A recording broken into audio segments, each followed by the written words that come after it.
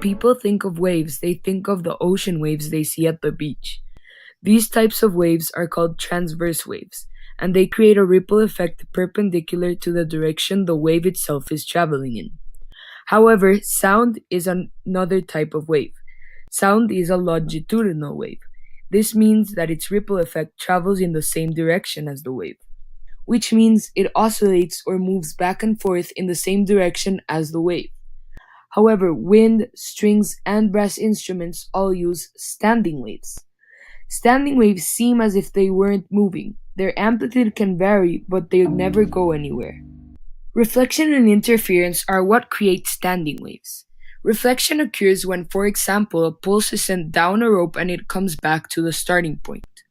When reflection happens continuously, peaks occur, and when waves interfere with each other, these peaks change. Sometimes they interfere in just a way that the wave seems to be standing still.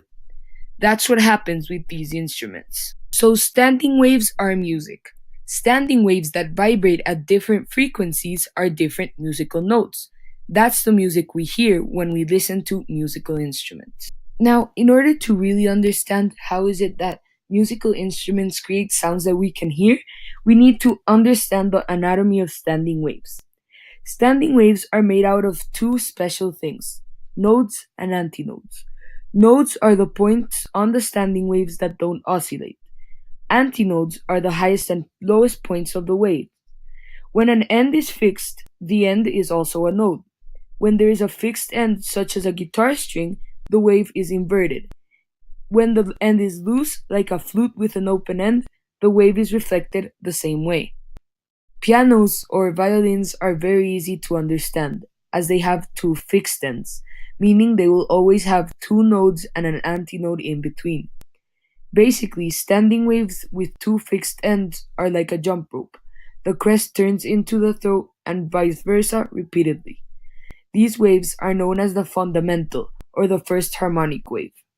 Fundamental standing waves are the simplest standing waves there are, as they only have two nodes and one antinode.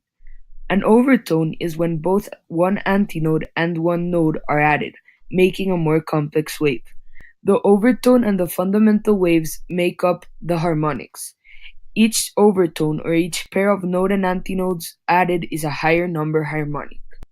The most important part to musicians is the frequency, and frequency is equal to the velocity divided by the wavelength, and wavelength is 2 times the length of the string. This means that the frequency of the fundamental wave is the velocity divided by 2 times the length of the string.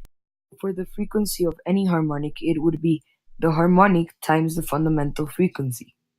And that's how musicians find frequency. When someone plays piano, they strike down on a key which makes a hammer strike down on a string that creates standing waves. Each string in a piano is tuned so that the fundamental frequency, depending on mass, length, and tension, corresponds to a specific note. And that's how we can hear this.